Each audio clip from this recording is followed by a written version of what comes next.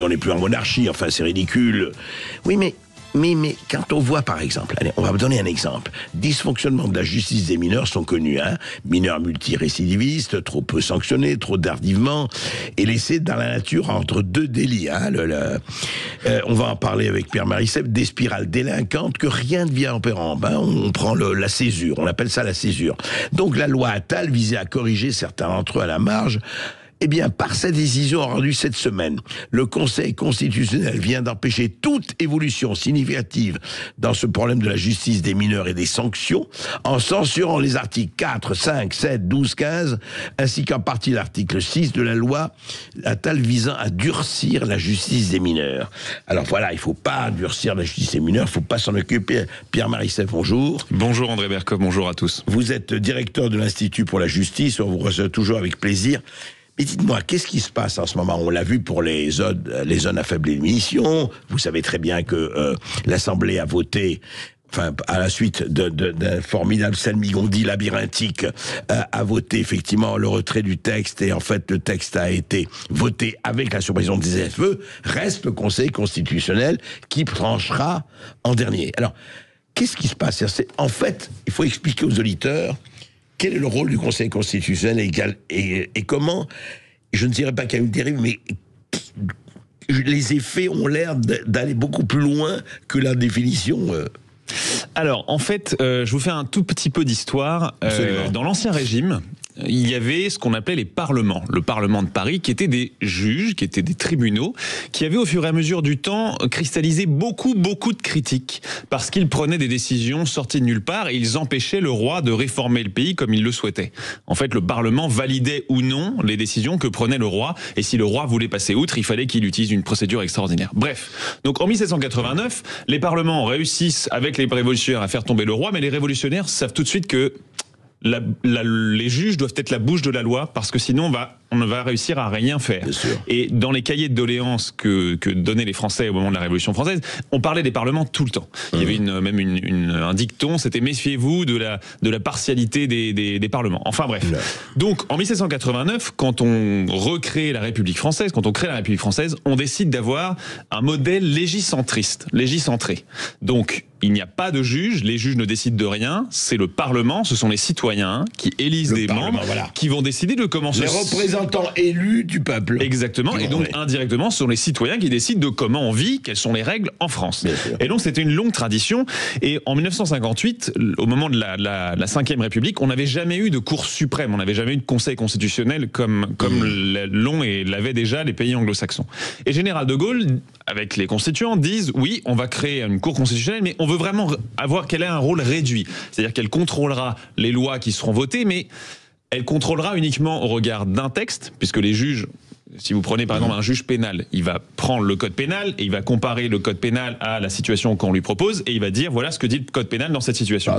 Donc il a un texte de référence. Mais il n'est pas exécutoire, il est consultatif ou exécutoire. Non, il avait déjà un rôle fort, mais il ne pouvait regarder les cas qu'on lui présentait qu'au regard de la Constitution, c'est-à-dire un texte assez réduit.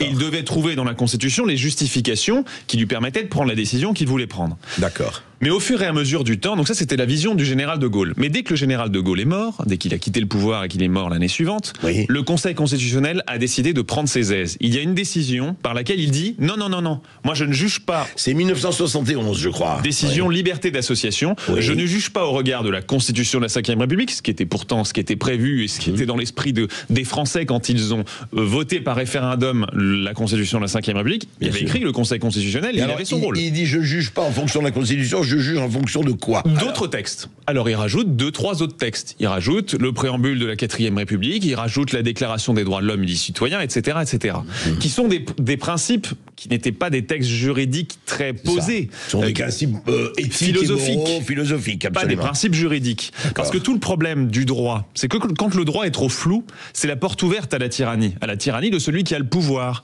Et en l'occurrence, le Conseil constitutionnel, qui a ce pouvoir, il l'a obtenu légalement par le biais de la Constitution.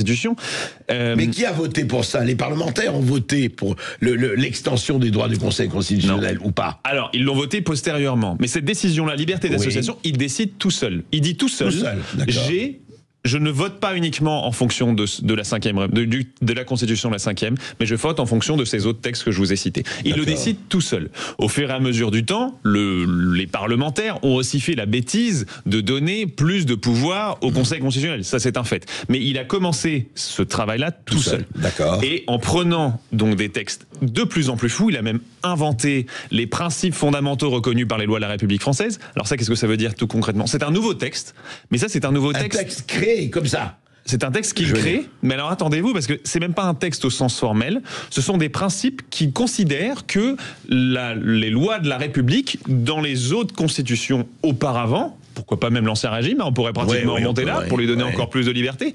Ces principes ont été reconnus, donc c'est un principe de loi constitutionnelle, c'est un texte constitutionnel. Donc je peux prendre une loi ou une législation d'il y a 150 ans et dire ah ben c'est bien. Ça a été reconnu. Je la mets dans le périmètre. Voilà, c'est le PFRLR. Et donc avec tout ce pouvoir-là, qu'est-ce qu'il peut en faire?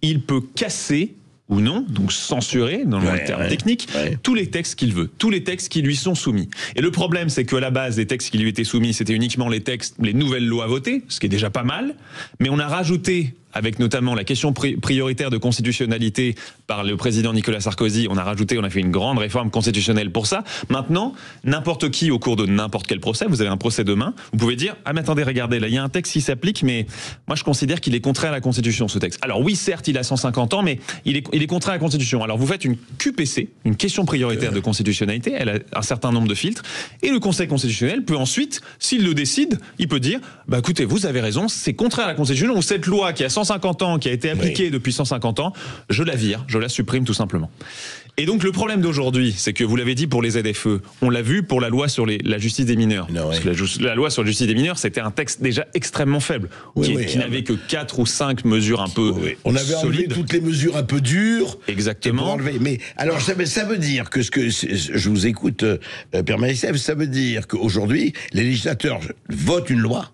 Le Parlement, élu par nous, etc., représentant soi-disant du peuple, et le Conseil constitutionnel peut dire, eh ben voilà, par exemple, je supprime tel article de la loi, tel article. Exactement. Sans problème. C'est exactement ça. Et donc tout le boulot législatif ne sert à rien.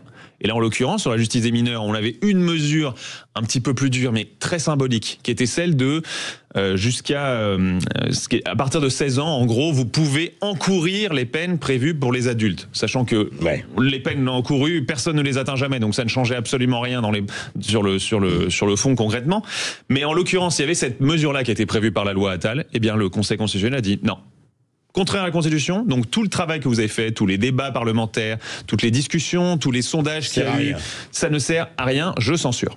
Donc voilà, et in fine, ça ne sera pas appliqué. Mais alors Pierre Marisèvre, quand il dit je censure définitivement, ou par exemple il faudrait supposer que je dis bon, nous parlementaires ou nous on n'est pas d'accord, est-ce qu'ils peuvent refaire un projet de loi ou pas? Ils ne peuvent pas. C'est fini, c'est définitif. C'est définitif, ils peuvent refaire un projet de loi, mais ils vont se cogner à la même censure. Et donc, la seule solution qui reste parce que ce problème-là, il concerne la loi des mineurs, mais en fait, il concerne tous les projets de loi, toutes les propositions de loi qui sont votées par le Parlement et le Sénat.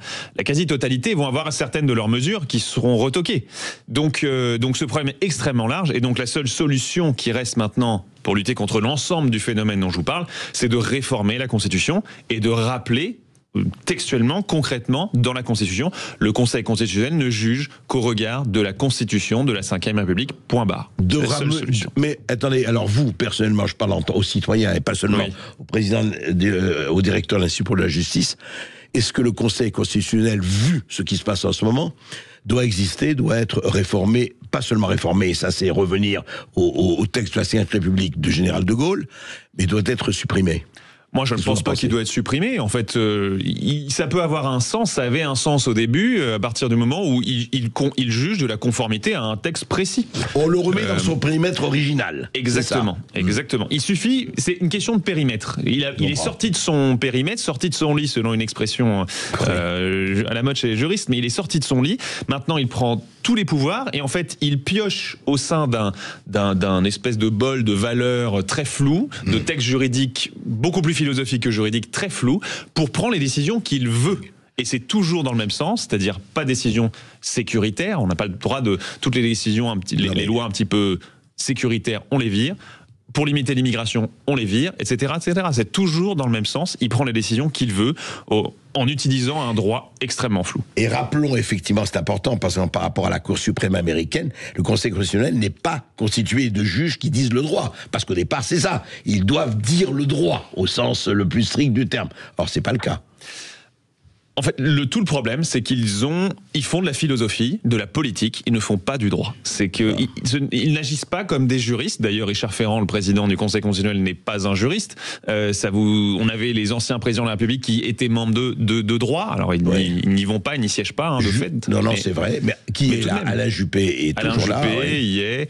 On a Laurence Vichnievsky, on a Philippe Bas, un sénateur qui a été là nommé récemment. Qui les nomme? Alors, ils sont nommés, il y en a... Il y a un cycle, c'est-à-dire tous les 3 ou 4 ans, on en a 3 nouveaux qui sont nommés, ils sont 9 en tout. Il y a le président de la République qui en nomme un, il y a la présidente de l'Assemblée nationale et il y a le président du Sénat. Ils en nomment tous un, et le président de la République nomme le président. Donc du Conseil constitutionnel.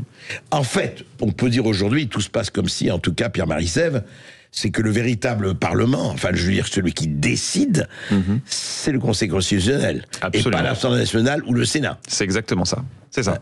Et moi, j'ai trouvé un parallèle très intéressant avec la Rome antique. Il y avait ce qu'on appelait le collège des pontifes. Alors, le collège des pontifes, c'était... À Rome, oui. À Rome, donc ça fait un petit moment, ça fait 2 millénaires. Ouais. Le collège des pontifes, c'était des prêtres. Des prêtres qui, en fait, ont acquis au fur et à mesure du temps un pouvoir énorme. Parce qu'ils avaient le pouvoir de dire... s'il y avait des jours fastes et des jours néfastes. Et en cas de jours néfastes, on ne prend pas de nouvelles lois. Donc la loi qui était prévue par le tribun de la plèbe, etc., ne pouvait pas être mise en place parce que c'était un jour néfaste et donc on passait à autre chose. Et c'est très drôle parce que c'était des prêtres. C'était des prêtres. Il y a quelque chose de religieux dans tout ça. Il y a la religion progressiste, la religion woke. Ça n'est absolument pas juridique et c'est basé sur des grandes valeurs et en fait c'est pour faire de la politique. Vous dites que nous avons donc 9 prêtres au Conseil constitutionnel. C'est un petit peu ça, oui. Et vous savez, même le président du Conseil constitutionnel romain, donc du collège des pontifes, était appelé le roi. Parce qu'il avait obtenu du pouvoir de l'ancien roi de Rome. Ce n'est pas le maréchal Ferrand, c'est le roi Ferrand. Exactement, mais c'est exactement ça. Le Rex Sacrorum, c'était le roi du collège des pontifes. Alors juste une dernière question, Pierre-Marie Sèvres. En fait, certains parlent de coup d'État des juges, mais d'abord ce ne sont pas des juges au sens strict du terme. Mais deuxièmement, il y a quand même un problème de contre-pouvoir et de démocratie qui est posé là. Bien sûr, mais c'est tout le problème. Nous quittons progressivement. Je pense que le prochain combat politique, ça va être pour la démocratie. J'aurais pas cru ça il y a 10 ans, mais en fait, nous quittons la démocratie. Nous sommes dans une autorité. La démocratie, c'est le pouvoir du peuple. Vous regardez les sondages sur les grands sujets, la sécurité, l'immigration, je pense à au hasard, c'est écrasant. Vous savez, depuis 1981 qu'on fait des sondages sur y a-t-il trop de travailleurs immigrés en France, on a lancé le premier sondage en 81, je sais plus quel institut de sondage, systématiquement, on a une majorité de Français qui disent oui. Mais parallèlement à ça, systématiquement, tous les ans, l'immigration augmente. L'immigration, le flux entrant augmente. Oui, donc nous ne sommes pas en démocratie. Voilà, la justice des mineurs, on le voit. Les zones de faible émission, les 80% des Français votent contre ces zones de faible émission qui empêchent les gueux, entre guillemets, de passer. Et le Conseil constitutionnel, on va voir ce qui va se passer. Là, c'est pas encore fait, mais on peut se demander. En tout cas, écoutez, il faudrait quand même que ce vieux proverbe qui dit, vous savez la différence entre dictature et démocratie, la dictature c'est ferme ta gueule, et la démocratie c'est cause toujours. Et peut-être sortir de ce bourbier. Oui, il faut revenir en tout cas aux fondamentaux de ce qu'est la démocratie, c'est-à-dire le pouvoir du peuple. Les Français ont le droit de décider quelles sont les règles dans leur pays. Il serait temps que ce ne soit plus un vœu pieux. Merci Pierre-Marie Sèvres.